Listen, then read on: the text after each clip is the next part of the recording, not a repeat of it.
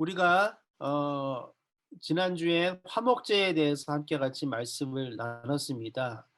그래서 구약 시대에는 제사를 예배 대신에 제사를 드렸다고 했는데 구약 제사의 특징들이 몇 가지가 있습니다. 첫 번째는요.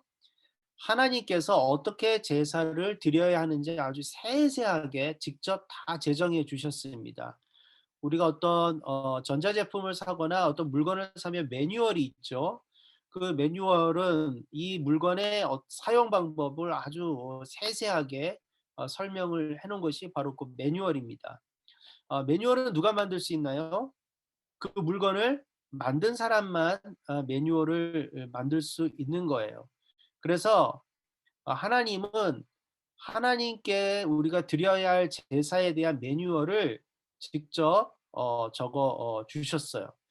그래서 어떤 제사가 있고 어떨 때 제사를 드려야 하고 또 어떤 종류의 제물을 드려야 하고 그때 어떻게 해야 하는지 이것들에 대해서 하나님께서 직접 이렇게 매뉴얼을 다 아주 세세하게 자세하게 적어 주셨습니다. 그것이 바로 레위기 1 장부터 7 장까지의 내용이고요. 우리가 지난주부터 오늘까지 그 내용들 중에서 중요한 부분을 일부분을 함께 살펴보고 있는 것입니다. 자, 그리고 구약 제사의 가장 큰 특징은 희생 제물이 꼭 필요했다는 것입니다. 희생 제물은 말 그대로 살아있는 짐승을 잡아서 죽인 다음에 그것을 하나님께 드리는 제사죠. 그래서 그 제물을 하나님께 드렸다라고 하여서 희생 제물. 그래서 이 희생 제물이 꼭 필요한 것이었습니다. 자, 그다음에 두 번째는 화제입니다. 화제. 이 화제는 뭐냐면 여기 한자에도 나타났듯이 불로 태우는 제사입니다. 하나님께 드리는 제사는 모두 다 제단 위에 올려놓고 그 제단에 불을 붙여서 불로 태워 드리는 그러한 제사를 드렸어요. 그렇게 한 이유는 그 제사에 그 불로 태워 드리는 제물을 통해서 그 제물이 불탈 때 올라가는 그 향기를 하나님께서 받으셨기 때문에 받으신다고 하셨기 때문에 모든 제사는 다 불로 태워 드리는 화제였습니다. 그다음에 또 한 가지 중요한 것은 이 제사는 제사를 드리고자 하는 사람이 직접 하나님께 드릴 수 있었던 것이 아니라 반드시 제사장을 통해서 드렸어야 했습니다. 그래서 하나님과 제사를 드리는 사람들 사이에는 누가 있었다? 제사장이 있었다는 것이 굉장히 중요한 것이에요. 그래서 제사를 담당하는 사람, 이 사람들을 제사장이라고 하였고, 보통 영어로는 프리스트라고 했습니다. 이 제사장이 전문적으로 하나님 앞에서 훈련받은 사람들이고요. 이 사람들은 특별히 내가 되고 싶어서 되는 것이 아니라 아 레위인들 중에서도 아론의 가문에 속한 사람들, 아론의 후손들만 제사장이 될 수 있었어요. 그래서 그중에 제사장 중에 가장 으뜸인 사람을 대제사장이라고 하였고 나머지를 이제 제사장이라고 하였는데 이 제사장은 아론의 혈통에 있는 사람들만 태어나면서 자동적으로 그 제사를 제사장의 지위와 또 역할을 이어 받아서 제사를 드릴 수 있었습니다. 그래서 제사장은 누구다? 하나님과 제사를 드리는 사람 사이에 다리의 역할을 하는 그런 사람들, 그런 사람들을 제사장이라고 하였습니다. 그래서 이 제사장을 나중에 중세 시대에 라틴어로 번역할 때 폰티팍스라는 단어를 사용했는데요. 폰티팍스라는 단어 자체가 뭐냐면 다리를 놓는 사람이라는 뜻입니다. 하나님과 제사를 드리고자 하는 백성들 사이에 다리를 놓는 사람이 바로 이 제사장이었어요. 그래서 구약 제사는 이러한 특징들 하나님께서 직접 그 매뉴얼을 정하셨고 희생 제물이 필요하였고 그 희생 제물을 불로 태워서 드렸고 그것은 반드시 제사장이 드려야 하는 그러한 일들이 바로 이 제사 구약의 구약 시대의 제사였습니다. 이 구약 시대의 제사에는 다섯 종류의 제사가 있어요. 자, 번제가 있고 소제가 있고 화목제가 있고 속죄제가 있고 속건제가 있습니다. 그중에서 우리가 지난주에 화목제에 대해서 함께 살펴보았던 기억이 여러분 나시는지 모르겠어요. 화목제에서 가장 중요한 것은 뭐다? 제사를 드린 사람들이 제사장을 통해서 제물을 드리지만 그 제물 중에 아주 일부분만 하나님께 태워서 드리고 나머지는 제사장들이 조금 먹고 또 그 나머지는 집으로 가져와서 같이 무엇을 한다? 잔치, 축제를 여는, 그래서 가족들과 이웃들과 함께 나눠 먹는 축제를 여는 그런 축제의 제사가, 나눔의 제사가 바로 화목제였어요. 그래서 이때는 주로 좋은 일이 있을 때 하나님께 드리는 제사예요.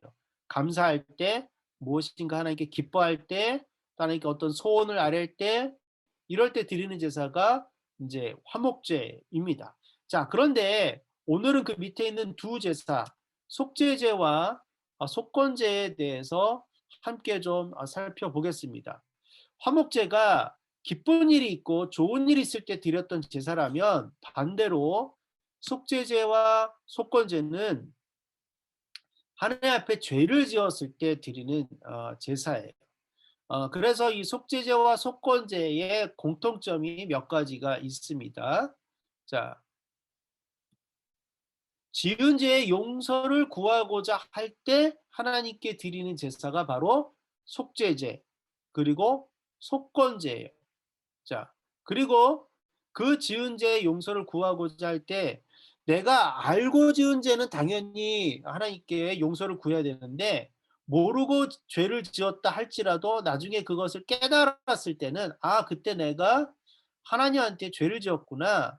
내가 무엇인가 잘못했구나라고 했을 때는 어떻게? 그때라도 하나님께 그것을 그냥 패싱하지 말고 그것을 그냥 지나치지 말고 무시하지 말고 반드시 기억이 나고 깨닫게 되면은 하나님께 나아가서 속죄제나 속건제를 꼭 드려야 했습니다. 그 이유에 대해서는 조금 있다가 또 말씀을 드릴게요. 자, 그래서 먼저 속죄제를 보겠습니다. 속죄제는 뭐냐면 하나님의 율법을 범하였을 때 드리는 제사가 바로 속죄제예요. 자, 속죄제는 무엇이라고요? 하나님이 말씀을 어겼을 때, 하나님의 말씀을 어겼을 때, 하나님이 이제 율법을 통해서 뭐 십계명 같이 뭐 우상 숭배하지 말아라, 이웃의 것을 탐내지 말아라, 부모를 공경하라 이런 율법들이 있지 않습니까? 그런데 이런 율법들을 어겼을 때, 그것을 내가 깨달았어요. 그때는 하나님 내가 이런 죄를 지었습니다. 하고 하나님께 나와서 죄를 용서받는 무슨 죄? 무슨 죄? 속죄제를 하나님께 꼭 드려야 했습니다. 자, 그런데 이 속죄제는 재미있는 것이 있어요. 특이한 것이 있는데 사회적 지위에 따라서 드려야 하는 제물이 달라졌습니다. 자, 이게 무슨 말이냐면 먼저 제사장이 내가 하나님께 죄를 지었다 그러면 하나님께 수송아지를 바쳐야 했어요. 자, 그 다음에 또 한 가지는 온 나라 전체가 하나님께 죄를 졌어요. 가령 뭐 전쟁을 일으켰거나 아니면 뭐 하나님께 우상 숭배를 하거나 나라 전체가 하나님께 죄를 지었을 때 그때 하나님께 속죄의 제사를 드려야 했는데 그것이 바로 속죄제입니다. 또 한 가지는 지도자들, 왕이나 이런 장로들, 이런 고위 공직자들이죠. 지금으로 말하면 뭐 대통령, 국무총리, 국회의원 이런 사람들이 죄를 지었을 때 숫염소를 드렸어야 했어요. 자, 그러니까 제사장과 나라 전체가 죄를 지었을 땐 제일 비싼 수송아지로 속죄제를 드렸고 그다음 지도자들은 무엇으로? 그거보다 조금 싸지만 여전히 비싼 순염소로 제사를 드려야 했습니다. 그런데 그런 사람들이 아닌 그냥 평범한 사람들이 죄를 지었을 때는 어떻게? 암염소를 하나님께 제물로 드리는 거였어요. 자, 이렇게 하는 이유는 뭘까요? 하나님이 뭐 갈라치기 하는 걸까요? 돈 많은 사람, 돈 없는 사람, 뭐 힘센 사람, 힘없는 사람 갈라치기 하는 걸까요? 부담 그게 주지 아니라 않으시려고. 네? 부담 안 주시려고. 네, 맞습니다. 오히려 거꾸로예요. 모든 사람이 다 죄를 지을 수밖에 없는데 만약에 재물이 비싸고 힘들면 속죄제 자체를 드릴 수가 없는 겁니다. 그래서 이렇게 사회적인 지위에 따라서 그 재물의 종류가 다르고 누구나 가벼운 마음으로 하나님께 제사를 속죄제를 드릴 수 있도록 하기 위함이었어요. 그런데 가난한 사람들은 이 안념소조차도 드릴 수 없는 사람들이 있었단 말이에요. 그런 사람들은 어떻게 했느냐? 야, 그것도 어려우면 비둘기 2마리를 나한테 바쳐라, 속죄제로. 그런데 비둘기 2마리조차도 드릴 만한 재산이 없어. 너무나 가난해요. 그러면 네. 밀가루 한 줌, 10분의 1 에바를 정성껏 준비해 와서 네. 나한테 속죄제로 드려라 라고 하나님께서 그렇게 말씀하셨습니다. 이 하나님의 욕심장이어서 그런 것이 아닙니다. 야, 너희들 다 나한테 제물 바쳐야 돼가 아니라 모든 사람이 죄를 지을 수밖에 없기 때문에 그 사람들이 반드시 하나님 앞에 나와서 죄의 용서를 받는 제사를 드려야 한다라는 의미에서 이렇게 제물의 종류를 하나님께서 다양하게 하신 겁니다. 그래서 속죄제의 가장 큰 의미는 하나님이 "너 죄 졌지?"라고 지적질하는 그 의미가 아니라 죄를 지은 사람은 한 명도 빠짐없이 용서를 받아야 됐다. 왜 용서를 받아요? 용서를 받아야지만 떳떳해지니까. 그렇죠? 그래서 죄를 지은 채 살지 말고 용서받지 못한 채 살지 말고 꼭 나한테 나와서 하다못해 밀가루 한 줌이라도 들고 나와서 나한테 속죄제를 드리고 용서를 받고 깨끗해져라. 떳떳해져라. 그런 의미에서 하나님께서 모든 사람이 다 속죄제를 드릴 수 있도록 하셨습니다. 자, 이것이 속죄제예요.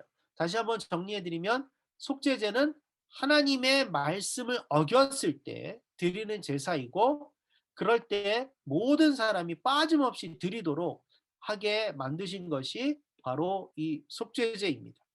자, 그런데 또 한 가지 제사가 있어요. 그게 바로 속건제입니다. 우리가 속죄제 하면 그냥 그 한자 세 글자로만 해도 죄를 용서하시는 제사. 이게 딱 되는데 도대체 우리는 이 건자가 무슨 글자인지 잘 모르겠어요. 저도 잘 모르겠어요. 그래서 찾아봤더니 건자는 허물을 뜻하는 의미입니다. 허물건자예요. 허물건. 그런데 지금은 거의 쓰이지 않습니다. 거의 쓰이지 않는 한자고요. 이 우리나라 성경이 처음 한국말로 조선말로 번역될 때가 1870년대, 80년대인데 그러니까 지금부터 거의 150년 전이잖아요. 그때는 한자를 많이 섞었어요. 성경 번역을 할 때. 그때는 우리나라 사람들이 한자어를 많이 썼기 때문에 지금보다 훨씬 더 많이 썼기 때문에 근데 그때 이 건자를 많이 썼던 것 같습니다. 허물을 뜻하는 건. 그래서 지금은 우리가 돈을 뭐 늦게 내거나 뭐 이러면 연체라고 하는데 그때 당시에는 연건이라고 하였고 또 세금을 내지 못하는 걸 체납이라고 하잖아요. 그때 당시에는 건납이라고 했습니다. 어. 그러니까 뭔가 좀 잘못하고 있다는 거죠. 허물이 있다는 뜻입니다. 그래서 속죄제는 죄를 용서하는 제사라면 속건제는 허물을 씻어내는 제사예요. 그러면 그 허물이 무엇인가? 바로 크게 두 가지가 있습니다. 하나님과의 관계에서의 허물, 그다음에 사람과의 관계에서의 허물이 있는데, 첫 번째 하나님과 관계에서 허물 중에 가장 큰 허물은 우리가 하나님께 드리는 제물을 잘못 다뤘을 때, 함부로 다루거나 더럽히거나, 이것을 깨달았을 때 하나님께 속건제를 드려야 했어요. 그러니까 하나님이 그만큼 제물을 중요시 여겼습니다. 제물을 중요시 여긴다는 것은 제사를 중요시 여기는 것이고요. 제사를 중요시 여기셨다는 것은 제사를 드린 사람의 마음가짐을 굉장히 중요시 여겼다는 것이에요. 그래서 이렇게 조심하고 또 준비되지 않은 자세로 재물을 다루고 실수를 하게 되면 하나님께서 처음부터 다시 해야 된다. 그래서 꼭 속건제를 드려야 한다라고 하나님 말씀하셨습니다. 그래서 그때 어떻게 하냐면 원래 드리고자 하는 제물의 그 값어치의 제물을 다시 겸하여 드리는 거예요. 그것을 속건제라고 했습니다.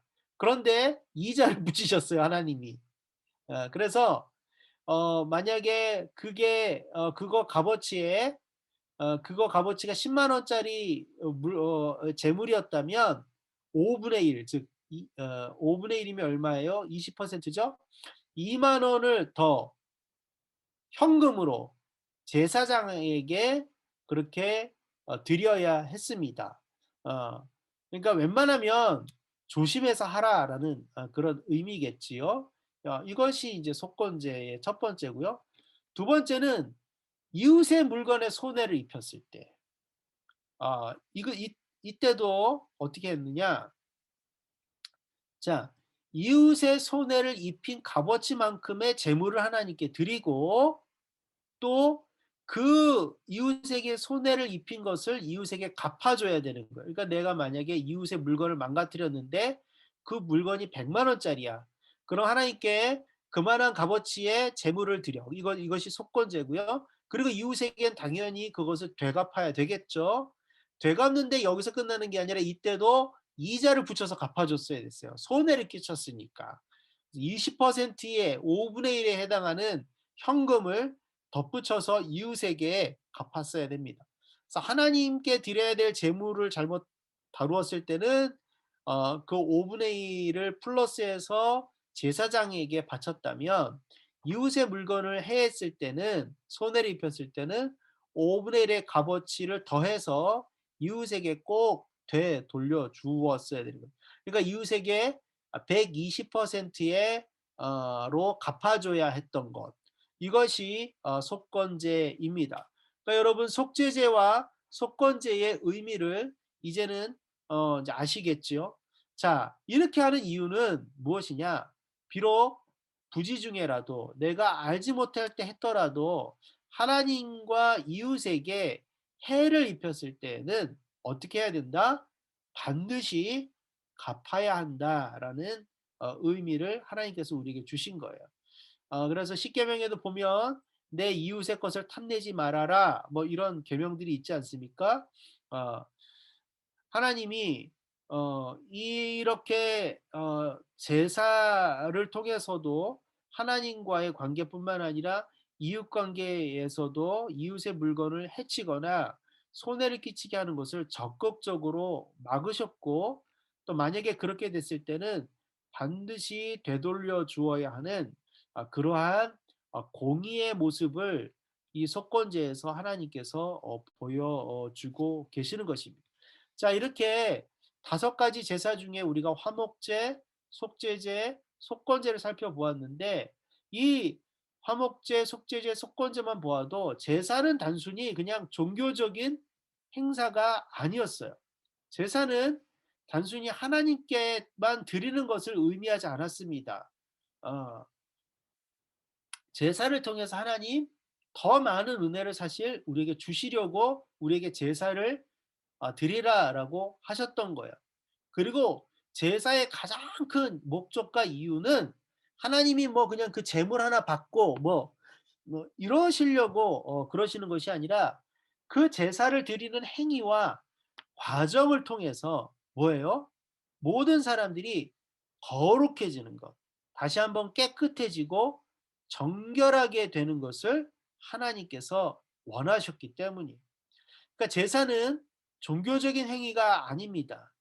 그냥 뭐 내가 비싼 제물을 드리면 하나님 잘 받으시겠지.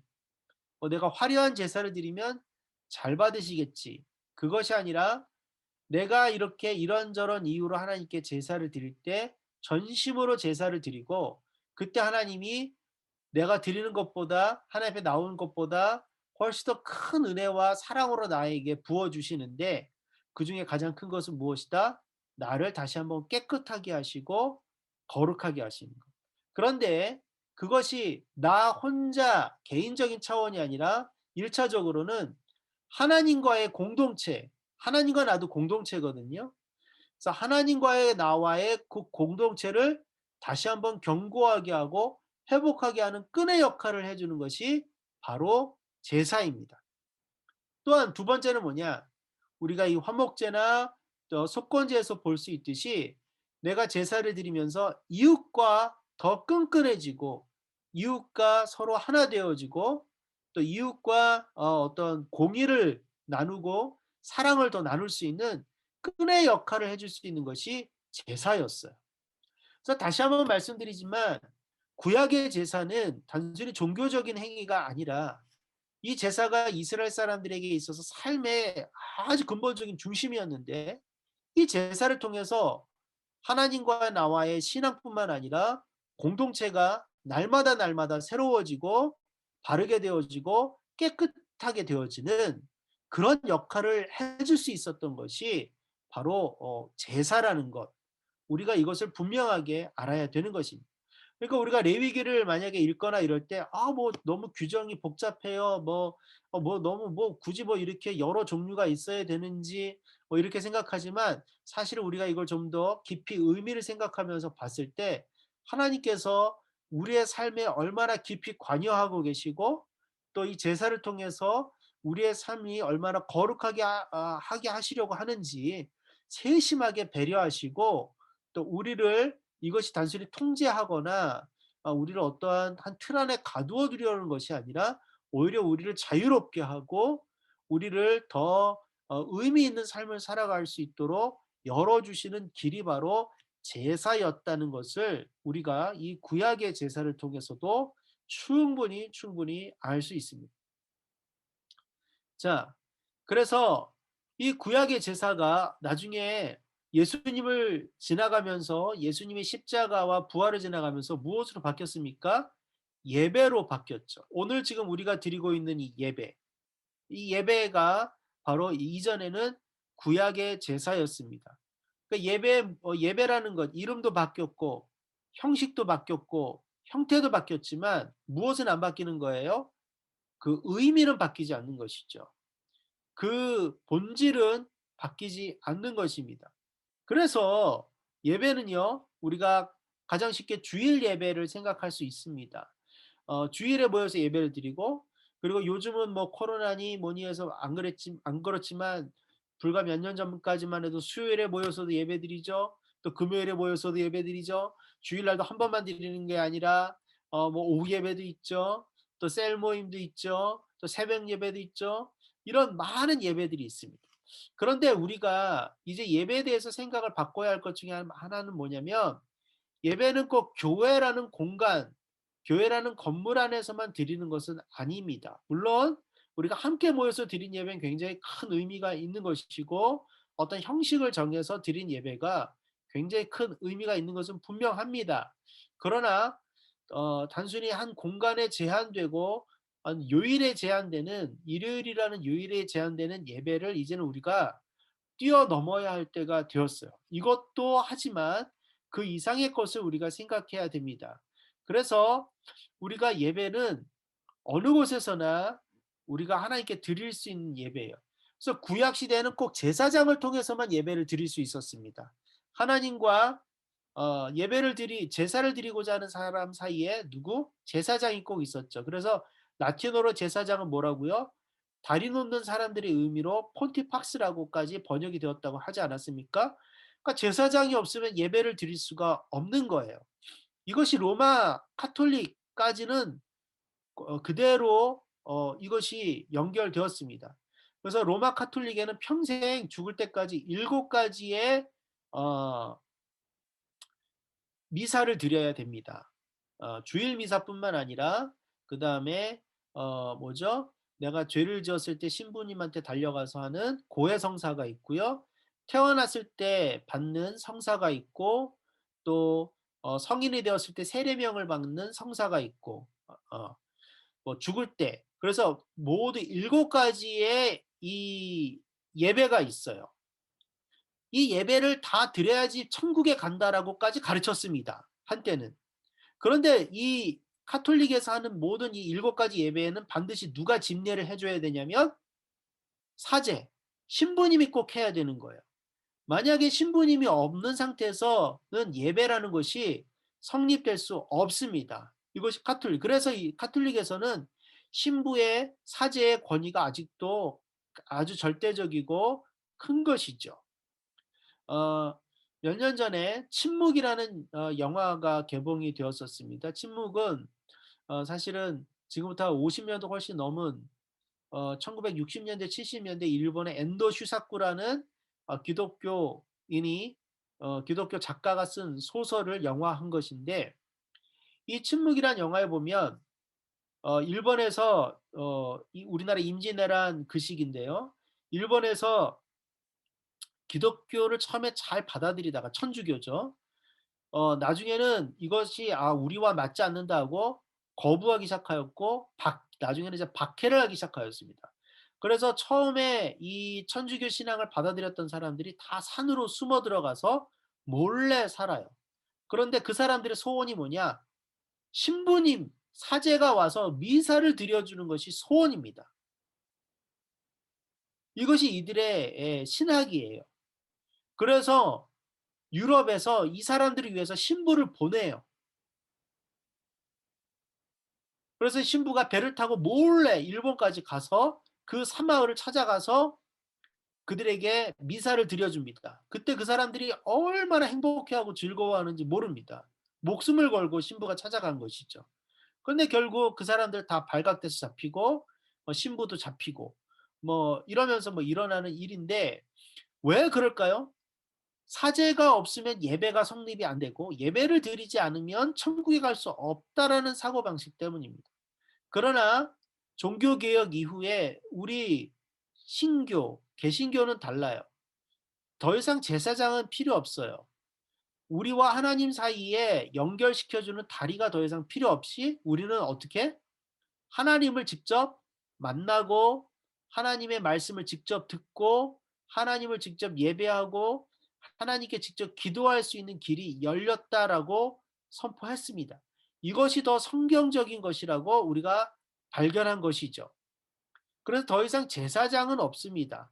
그러니까 지금 저와 같은 목사는 제사장의 역할은 아니에요. 조금 다른 것입니다. 자, 제사장이 없지만 뭐라고요? 우리 모두가 제사장이 되는 거예요. 그래서 어떤 신학교를 다니지 않고 사제 서품을 받지 않고 목사 안수를 받지 않았어도 우리가 다 예수를 그리스도로 영접하였다면 우리는 다 직접 누구 앞에 나갈 수 있다? 예수님이라는 제사장을 통해서 하나님 앞에 직접 나아갈 수 있다는 거예요. 그래서 우리가 직접 하나님의 말씀을 깊이 읽고 연구하고 묵상하기도 하고 기도하고 예배하고 이 모든 것이 가능해졌다는 거예요. 목사는 이것을 좀 더 전문적으로 도울 수 있는 역할을 할 뿐입니다. 꼭 목사를 통해서만 예배를 드리는 것은 아니에요. 그럼 목사가 더 말씀을 많이 연구하고 더 많이 이런 쪽에 더 지식이 많고 경험이 많기 때문에 설교를 하는 것뿐이지 사실은 어느 누구도 다 설교를 할 수 있어요. 우리 사모님도 설교할 수 있고 은교자매도 설교를 할 수 있고 선유도 설교를 할 수 있고 왜? 내가 하나님의 말씀을 직접 듣기 때문에. 예. 단지 그게 어려울 뿐이지 다 가능하다는 것입니다. 그래서 종교개혁 이후에 몇 가지 우리가 갖고 있는 굉장히 중요한 포인트들이 있는데요. 그중에 하나가 만인 제사장입니다. 그러니까 우리가 다 이 구약 시대의 그런 제사장이라는 것이 아니라 우리가 다 어떻게 직접 하나님을 만나고 하나님을 예배할 수 있게 되었다라는 우리가 저 구약의 제사를 통해서 반드시 제사장이 필요하다고 하였습니다. 그럼에도 불구하고 그 제사의 의미는 굉장히 넓고 풍성하고 깊다는 것도 오늘 다시 한번 생각해 볼 수 있었어요. 그 제사가 예배로 바뀌었고 제사장은 사라졌어요. 그 풍성하고 깊고 넓은 예배를 누가 우리가 직접 드리는 것입니다. 우리가 직접 하나님께 나아가서 드리는 것이. 이 시간 제가 설교하고 있지만 그러나 하나님을 만나는 것은 제가 여러분을 대신해서 만나는 것이 아니라 누가 여러분 스스로가 각자가 하나님을 만나고 있는 것이에요. 자, 그래서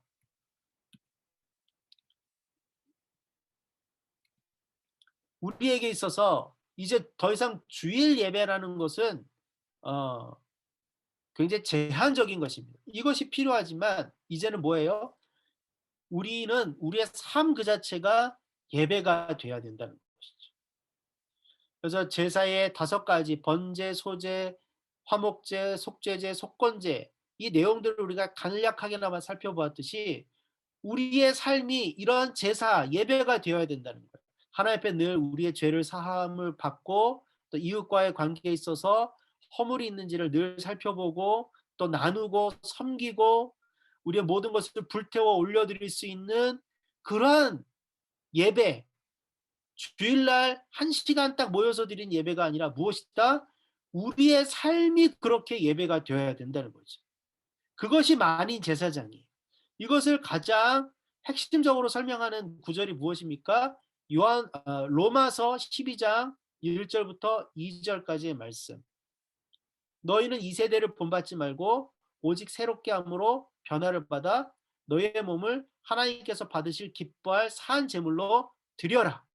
이것이 너희의 드릴 무엇이다? 영적 예배니라. 이 예배를 이제 우리가 이 구약의 제사의 의미를 더 잘 알았다면 구약은 예수님 때문에 다 없어지고 지워진 것이 아니라 무엇이다? 오히려 완전하게 된 것이죠. 예수님이 뭐라고 하셨습니까? 나는 율법을 폐하러 온 자가 아니라 율법을 완전하게 하려고 온 자다. 이런 의미인 거예요. 옛날에 율법이 구닥다리고 구식이고 뭐 순전히 하지 마라 하지 마라 그런 의미가 있는 것이 아니라 율법 안에는 우리가 진리로 갈 수 있는 굉장히 좋은 힌트와 길들이 있어요. 단 율법에 무엇이 없어요? 예수님의 십자가에 부활이 없다는 것 하나죠. 그런데 그 예수님이 십자가의 죽음과 부활을 통해서 어떻게 하신 거예요? 그 율법을 완성하신 겁니다. 그래서 우리가 드리는 예배는 이제 더 이상 구약의 예배는 제사는 아니지만 더 진실되고 더 살아있고 더 날마다 날마다 우리의 삶 속에서 반복된 우리가 자거나 깨거나 먹거나 또 우리가 앉아 있거나 서 있거나 우리가 어느 곳에 있든지 누구를 만나든지 학교에 있든지 회사에 있든지 가정에 있든지 길 위에 있든지 어느 곳에 있든지 가난한 나라에 있든지 부자 나라에 있든지 그것과 전혀 인종도 상관없고 남자와 여자도 상관없고 정치적인 색깔도 상관없고 오직 하나님께 이 예배를 드리는 것 이것이 어느 곳에 있든지 우리가 예배를 드릴 수 있게 되는 것 이것이 우리가 이 레위기 말씀을 통해서 우리가 새롭게 배우고 또 깨달을 수 있는 일들이 아닌가 오늘 함께 생각해 보았습니다. 다시 한번 속죄제, 속건제 이야기를 하면요. 절대로 하나님 앞에서 또 이웃들과의 관계에 있어서 허물을 갖지 않도록 노력해야 된다. 이것을 우리가 기억하시고 우리가 살아있는 만인 제사장으로서 살아있는 예배를 하나님께 늘 드릴 수 있는 우리가 되어 가기를 오늘 함께 같이 소망하고 또 축복합니다. 아멘. 아멘.